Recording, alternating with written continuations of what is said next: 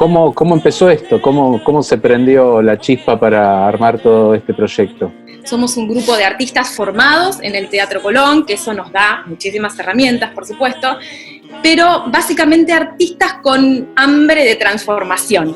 Nunca hubiéramos pensado en hacer esto si no hubiera ocurrido lo que ocurrió. Cuando se decretó la cuarentena, no teníamos, ganas de parar. Nos estaba faltando la ficción, de alguna forma. No necesitábamos seguir contando historias. Fue como inevitable que todo estuviera atravesado por la coyuntura, ¿no? Entonces todas las situaciones se empezaron a ver resignificadas y los chicos de verdad que hacen un trabajo increíble. Yo estoy absolutamente emocionada y agradecida por el laburo que hacen, porque de verdad que se interesan todo. Porque hacemos el coaching de caracterización, donde está Estela. Estela, ¿cómo es en tu caso? ¿Cómo fue la experiencia de llevar las ideas a la práctica? Charlamos con Mariana un poco la estética, lo que queremos comunicar, y no vas a ver nada que no esté pensado. Tiene bastante trabajo previo y de búsqueda de los elementos apropiados, de los colores, que a veces no es tan fácil con los elementos que no abundan, digamos. Y ya conocemos todos los roperos de todos los cantantes. ¿Se canta distinto a la hora de cantar? ¿Es otro, te prepara diferente? Involucramos mucho el cuerpo en esto que estamos haciendo y tomamos mucha conciencia de la conexión del cuerpo con la voz. Siempre estamos acostumbrados a cantar y a cantar delante del público y tener el público en el momento y bueno, y acá es como estar haciendo un montón de cosas y los aplausos no llegan.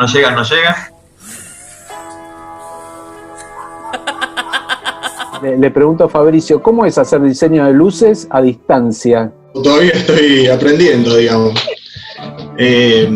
Más allá de que me interesaba el proyecto, la propuesta, era bueno también un desafío ver de qué manera se puede aportar o podía aportar en este sentido. Que también a medida que pasan los videos ya vamos mejorando la comunicación en el sentido de que ellos pueden entender mejor lo que yo les quiero decir y bueno, vamos probando, digamos. Hemos denominado a un artefacto el cono alemán, que es el cono alemán es un cono hecho en algunos casos de cartón, en otros con una cartulina, depende con la que cada uno encontró en su casa, que lo usamos para achicar el haz de luz sobre los veladores y poder iluminar, por ejemplo, una cara y distinguirla de la luz que tiene el fondo. Le pregunto a Marcelo que nos cuente un poco cómo es esto de dirigir frente a una computadora y sin ver al resto, ni los músicos, ni a los cantantes, ni nada. ¿Cómo fue esa experiencia?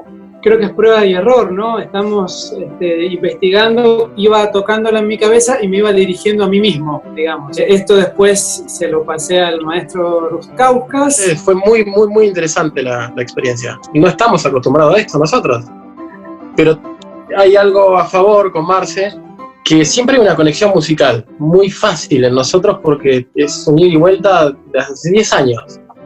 Entonces fue interesante porque al principio me costó conectarme con una pantalla. Y bueno, hice un par de tomas y la toma que quedó final fue súper interesante porque hubo una conexión como cuando estamos tocando de los dos pianos de diferencia o cuando, no sé, cuando está dirigiendo él. O sea, previamente hicimos una breve charla y después de esa charla yo iba diciendo el texto y un poco tratando de comunicar las intenciones musicales a través de mis gestos.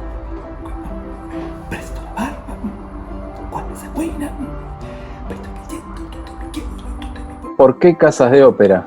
Empezamos a entre todos a mandar mensajes y a pensar qué nombre ponerle, y finalmente quedó Casas de Óperas porque viste que normalmente en todo el mundo se denominan así, ¿no? Los teatros de ópera, es Opera House siempre. Entonces, nada, solo con un plural, con llevarlo a casas de ópera, lográbamos contar un poco la historia de lo que estaba pasando. La marca se fue armando, finalmente la marca queda con esos dos chistes gráficos que son el techito en la O de las casas, el plural que lo lleva a que son las casas de todos, y el TC de Teatro Colón.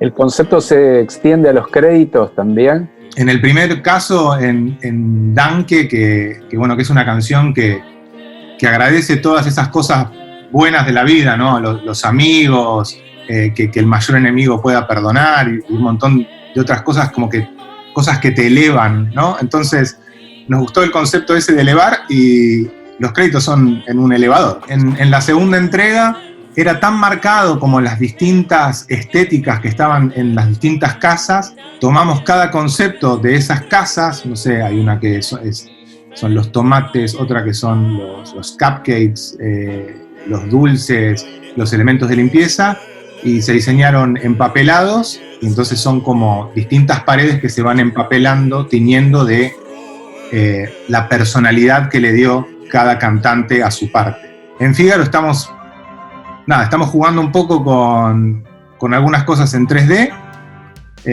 unas frutas en 3D volando, pero lo que más me interesó fue que trabajamos con Iván Rutkauskas, con el maestro Rutkauskas, la propia música de la obra, pero yo le pedí a Iván que si la podía tocar en piano, pero bien pegado a un metrónomo, a trabajarla en un programa de audio y agregarle una batería. Entonces, llevar esa música a otro lugar. Tal como lo conocemos, no es de otro modo, pero sigue siendo Teatro Colón, sigue siendo un producto Colón, sigue siendo la excelencia Colón. Entonces, nada, me gustó eso con Iván, me divertí porque me decían, pero no me hagas tocar con metrónomo, el metrónomo mata al músico. Pero bueno, nada, lo convencí y tocó como un reloj en 140. Eso, ahí, eso, dale. Otra más así. Eso, más energía ahí. ¡Sí! Yo he visto algunas fotos de backstage de las construcciones caseras. Cuenten un poco cómo fue eso para ustedes que son cantantes, están habituados a cantar y no a ser de maquilladores, de escenógrafos, etcétera. A mí lo que me pasó fue sentirme un poco de nuevo en mi infancia jugando a MacGyver, porque de verdad fueron momentos de creatividad superlativa, tratando de arreglarnos con lo que teníamos acá adentro. O sea, si uno ve el resultado final, no se imagina que está hecho con el cajoncito, con una pincita. Uno cree que hay un despliegue totalmente grande y no es así. O sea, es con los mismos recursos a hacer arte, digamos, ¿no? Es como que de repente yo veía nuestro departamento y al momento de grabar, todas las cosas del departamento podrían convertirse en otra cosa. De repente todo era un objeto de utilería, o era un objeto para poner la luz, o era maravilloso, a mí me sigue pasando, porque uno puede planificar el ensayo, la grabación, pero de repente cuando estamos ya en la cocina, de repente empiezan a aparecer cosas que vos decís, ¿y cómo lo soluciono? O sea, yo no podía creer lo que se estaba filmando, y yo digo, si me contaban que esto iba a ser así, yo no lo creía, pero en absoluto. Y después con los videos del Lauti también, haciendo en el bidet. Hizo una tumba en el bidet. Una tumba y con las luces, era una cosa que increíble. Los fondos de colores los hicimos en muchos casos con colchones que después también tuvimos que poner en el patio porque necesitábamos luz natural de pronto para filmar algún exterior. Se intervinieron las paredes de las bañaderas, por ejemplo, pintaron un placar con esmalte de uñas. Lo más emocionante es como que se empezó a abrir una puerta gigante, descubrir un mundo. Primero que uno no sabe la cantidad de cosas que tiene en su casa hasta que las busca para algo. ¿Hay alguna escena que cuando vieron dijeron, ¿cómo logramos esto? En la cocina estuvimos 8 horas encerrados ahí adentro. Mariana, después tengo que hablar con vos. Esa escena final en donde Lucía se embarra la cara con un cupcake. Yo estaba filmando, no entiendo cómo hice para mantener el pulso, porque mientras Lucía hacía esa escena, me quebré. Fue terrible verlo, fue como un impacto muy grande. Todo se puede transformar. Yo antes era muy ingenuo con eso. A mí me pasó en la escena de la cocina que estaba batiendo, no había mucho espacio. Y llegó un momento que María le dice, Ro, fíjate que el cuadro de Lautaro estaba torcido. Es que claro, era el único lugar donde Ro podía ponerse contra la pared y no encontraba. La heladera hay un mueble. Claro, hay un armario chiquitito con platos, vasos y eso, y lo corrió más adelante y se puso atrás y usó el armario como un frasquito. Y yo la verdad que para mí fue un descubrimiento bárbaro, tratar de pensar más allá de lo que uno está acostumbrado. Yo creo que esta situación nos dio esa posibilidad, repensar la forma de hacer. Verme filmando en el balcón, por ejemplo, la escena mía que estaba ahí con la camisa y qué sé yo, con el pelo mojado, me estaba congelando mal. Entonces eso ya te da pie a cada vez apostar a más y decir, bueno, yo confío en Mariana en que esto va a tener sentido. Y decir, sí, Mariana. Es prueba y error, es un trabajo completamente en equipo, más allá de la distancia. Estamos todos trabajando de un montón de áreas distintas. Hay músicos, hay cantantes, hay gente de producción, hay gente de escenotécnica, estaba el equipo de comunicación, todos trabajando para tratar de sacar un buen producto con excelencia Colón. Seguí.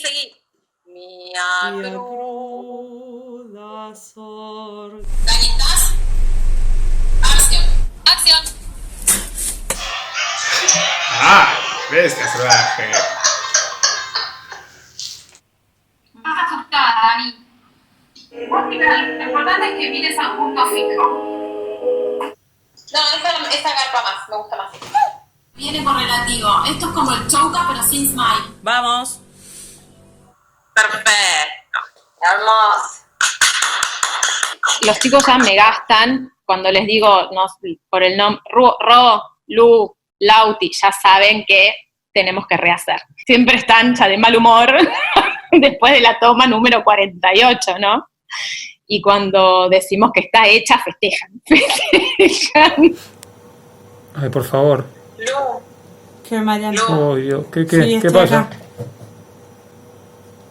Para mí está hecha.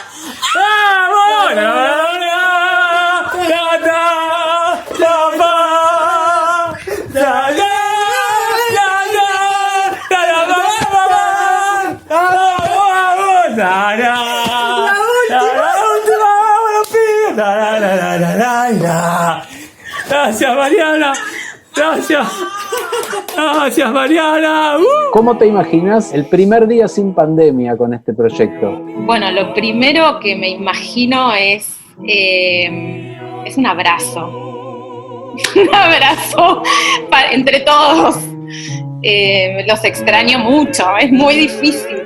Para mí fue un aprendizaje muy grande como directora también, porque el trabajo, vos sabés, es cuerpo a cuerpo, ¿no? Fue un aprendizaje muy grande y a veces es muy duro porque necesito estar ahí. Pienso que esto es como un primer paso. En este mismo formato se puede repensar la ópera entera.